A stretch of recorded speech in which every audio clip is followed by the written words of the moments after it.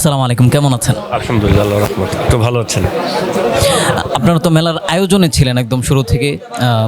তো আপনাদের অবশ্যই একটা চাহিদা থাকে যে মেলাটা একটা পর্যায়ে নিয়ে যাওয়া। আজকে মেলা কালকে বা পরশু শেষ হয়ে যাবে, তো আপনাদের চাহিদা অনুযায়ী পেয়েছেন কিনা সব কিছু? ইট ডিপেন্ডস অন যে আপনার টার্গেটটা আসলে কত বড়। আমাদের টার্গেট হলো এই মেলাটাকে বাংলাদেশের সবচেয়ে বড় ইসলামিক কালচারাল ইভেন্টে পরিণত করা। সুতরাং আমরা মাত্র যাত্রা শুরু করেছি আমাদের লক্ষ্য অনেক বড়। আমরা এখনও পর্যন্ত লক্ষ্যে পৌঁছানো তো মানে পরের কথা, কাছাকাছিও আসিনি, মাত্র যাত্রা শুরু করেছি ইনশাআল্লাহ। মেলার যে আমরা পরিসর দেখেছি, আগামীতে আপনাদের হচ্ছে এই মেলা নিয়ে চিন্তা কি? আগামীতে মেলা নিয়ে চিন্তা হলো মেলাটার পরিসর আরও বড় করা এবং এখানকার নিয়ম কানুন, আইন শৃঙ্খলা, অন্যান্য ব্যাপারগুলোকে আরও উন্নত করা এবং মেলাটাকে এই বছর আমরা আন্তর্জাতিক পরিসরে পা দিয়েছি। মানে কি, দেশের বাইরে থেকে অল্প কিছু প্রকাশকরা এসেছেন। আগামী বছর আমরা চাই আরও বেশি পরিমাণে আন্তর্জাতিক প্রকাশকরা অংশগ্রহণ করুন।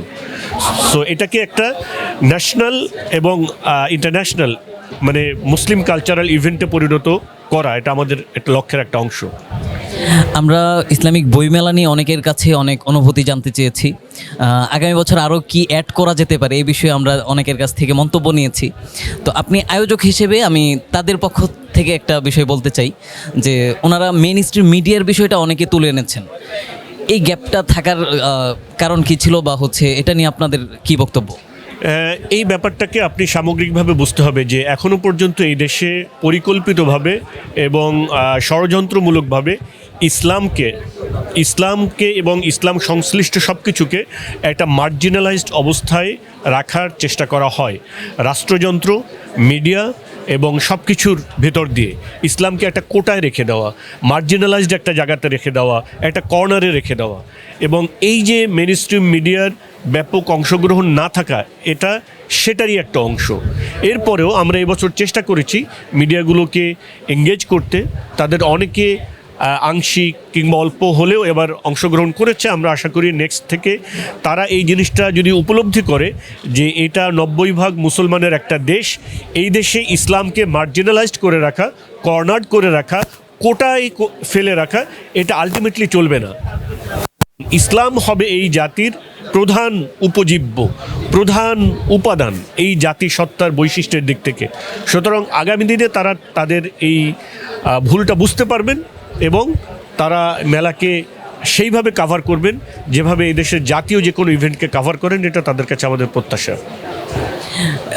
এই ইসলামিক বইমেলাতে এ পর্যন্ত যারা দর্শক এসেছেন পুরো 1 মাস এবং যারা আসতে পারেন নাই, এই দুই ধরনের দর্শকের জন্যই আপনার বক্তব্য কি?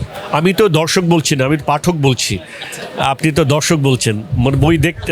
দর্শকগুলো যারা দেখতে আসে, আমাদের পাঠক যারা বই কিনতে এবং পড়তে আসে, ঠিক আছে? তো পাঠকদের জন্য আমাদের যেটা বলার সেটা হলো, বইকে আপনারা আপনাদের জীবনের অনুষঙ্গে পরিণত করেন। আপনার মানে ঘর সাজানোর প্রধান উপকরণে পরিণত করেন বইকে। আপনার উপহার প্রদানের প্রধান উপকরণ করেন বইকে। আপনার প্রত্যেক দিনের যে প্রধান যে বিষয়টার সাথে আপনি কানেক্টেড থাকবেন, সেটা আপনি পরিণত করবেন বইকে। যখন এভাবে আমরা জ্ঞানভিত্তিক একটা জাতি গঠন করতে পারবো, এর মধ্য দিয়ে মূলত আমাদের মুক্তি আসবে যে অবস্থার ভিতরে আমরা আছি। সুতরাং আলটিমেটলি জ্ঞান নির্ভর, বই নির্ভর একটা জাতি আপনারা গড়ে তোলেন, এটাই হলো আমাদের পাঠকদের কাছে আমাদের অনুরোধ এবং প্রত্যাশা। যারা আসতে পারেন নাই বা আসেন নাই তাদের প্রতি? যারা আসতে পারেন নাই তারা যেন আসেন আগামীতে, এটাই তাদের কাছে আমাদের প্রত্যাশা। এবং তারা নিজেরা আসবে এবং অন্য সকলকে নিয়ে আসবেন, এটাই তাদের প্রতি আমাদের অনুরোধ।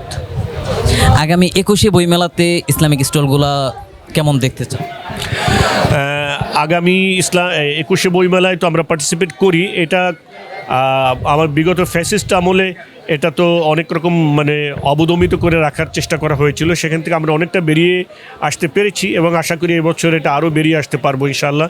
ইসলামী স্টলগুলো যথারীতি সেখানে, ইসলামী পাবলিকেশনগুলো সেখানে স্টল পাবে এবং আরও ব্যাপকভাবে অংশগ্রহণ করবে আশা করি ইনশাআল্লাহ। এছাড়া না, ঠিক আছে।